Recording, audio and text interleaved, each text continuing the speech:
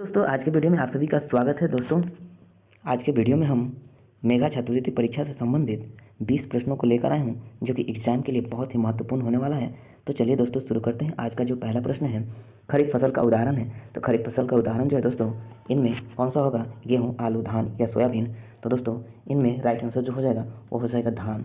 धान जो है खरीफ फसल होता है। अगला जो प्रश्न है दानों को भूसे से अलग करने क्या कहलाता है। दानों को भूसे से अलग करना क्या कहलाता है, निराई, कटाई, भंडारण या थ्रेसिंग। तो दोस्तों इसका राइट आंसर जो हो जाएगा वो थ्रेसिंग हो जाएगा। ऑप्शन जो है डी राइट आंसर हो जाएगा, थ्रेसिंग। अगला जो प्रश्न है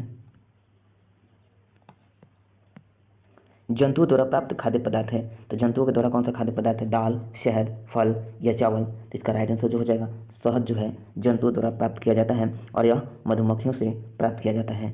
अगला जो प्रश्न है जब एक ही किस्म के पौधे किसी स्थान पर बड़े पैमाने पर नियमित रूप से उगाए जाते हैं तो उसे क्या कहते हैं। तो ऐसी स्थिति में दोस्तों जब एक ही किस्म के पौधे किसी बड़े पैमाने पर उगाए जाते हैं तो इसे फसल कहा जाता है। ऑप्शन जो है बी राइट आंसर कर लेंगे। ऑप्शन बी आपका राइट आंसर सही होगा। आगे बढ़ते हैं। स्वपोषी का उदाहरण है। स्वपोषी का उदाहरण कौन सा, गाय, बकरी, मनुष्य या आम का पौधा। तो दोस्तों स्वपोषी का जो उदाहरण है वो आम का पौधा है। बाकी ये सभी जो गाय, बकरी और मनुष्य यह पौधों पे और जंतुओं पर निर्भर करते हैं। अगला जो प्रश्न है ग्रीष्म ऋतु में लगाई जाने वाली फसल है। ग्रीष्म ऋतु में कौन सी फसल लगाई जाती है, रबी फसल, खरीफ फसल, जायद फसल या कोई नहीं। तो दोस्तों ग्रीष्म ऋतु में जायद फसल जो है लगाई जाती है। जायद फसल जो है ग्रीष्म ऋतु में लगाई जाती है। अगला जो प्रश्न है खरपतवार का उदाहरण है। तो खरपतवार का उदाहरण मसूर, गाजर घास, तीसी या जूट। इसका राइट आंसर जो हो जाएगा वो गाजर घास हो जाएगा। ऑप्शन जो है बी राइट आंसर हो जाएगा। गाजर घास जो है एक खरपतवार का उदाहरण है। अगला जो प्रश्न है फसल से अनाजों को अलग करने की प्रक्रिया को क्या कहा जाता है। तो फसल से अनाजों को अलग करने की जो प्रक्रिया होती है, कटाई, ओसाई या दौनी या भंडारण। तो दोस्तों इसका राइट आंसर जो हो जाएगा ऑप्शन जो है बी राइट आंसर हो जाएगा, ओसाई की कहा जाता है। ओसाई से फसल को अनाज से अलग किया जाता है। अगला जो प्रश्न है रेशेदार फसल है। तो रेशेदार फसल जो है कौन सा हो जाएगा, सूर्यमुखी, कपास, चना या गेहूँ। तो रेशेदार फसल जो है वो कपास होता है। कपास जो है रेशेदार फसल है। अगला जो प्रश्न है निम्न में कौन रबी फसल है। तो निम्न में रबी फसल धान, चना, मक्का या इनमें से कोई नहीं। तो रबी फसल जो है वह चना होता है। रबी फसल चना होता है। अगला जो प्रश्न है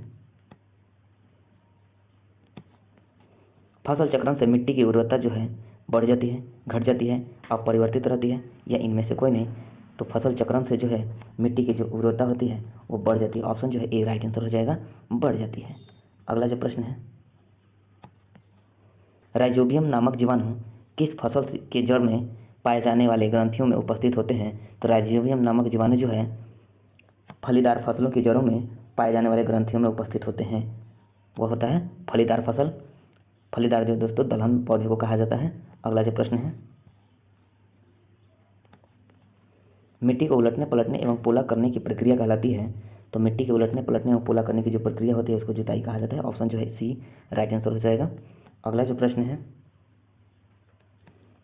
ऋतु के आधार पर निम्न में से कौन फसल सबसे कम प्रचलित है। तो ऋतु के आधार पर जो सबसे कम प्रचलित फसल है वो होता है दोस्तों जायद फसल होता है। जायद फसल जो है बहुत कम प्रचलित फसल है।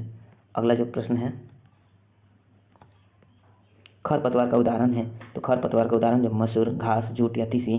तो दोस्तों इसका राइट आंसर जो हो जाएगा वो घास हो जाएगा। घास जो है एक खरपतवार का उदाहरण है। अगला जो प्रश्न है जंतुओं द्वारा प्राप्त खाद्य पदार्थ है। तो जंतुओं को द्वारा प्राप्त जो खाद्य पदार्थ होता है वो शहद होता है। ऑप्शन जो है बी राइट आंसर हो जाएगा। अगला जो प्रश्न है निम्न विकल्पों में कौन फलदार फसल है। फलदार फसल कौन सा है, नींबू, धान, गेहूँ या ज्वार। तो दोस्तों इसका राइट आंसर जो हो जाएगा फलदार की बात है तो यहाँ पे नींबू हो जाएगा। नींबू एक फलदार फसल है। अगला जो प्रश्न है रेशेदार फसल है। रेशेदार फसल जो है दोस्तों यह कपास हो जाएगा। अगला जो प्रश्न है यूरिया में किन तत्वों की अधिकता होती है। तो यूरिया में फास्फोरस, कार्बन, नाइट्रोजन या सल्फर। तो यूरिया में जो है दोस्तों कार्बन नाइट्रोजन होता है। यूरिया में नाइट्रोजन की अधिकता होती है। अगला जो प्रश्न है ग्रीष्म ऋतु में लगाई जाने वाली फसल है। तो ग्रीष्म ऋतु में लगाई जाने वाली फसल जो है वो जायद फसल होता है। दोस्तों आज के वीडियो में इतना ही।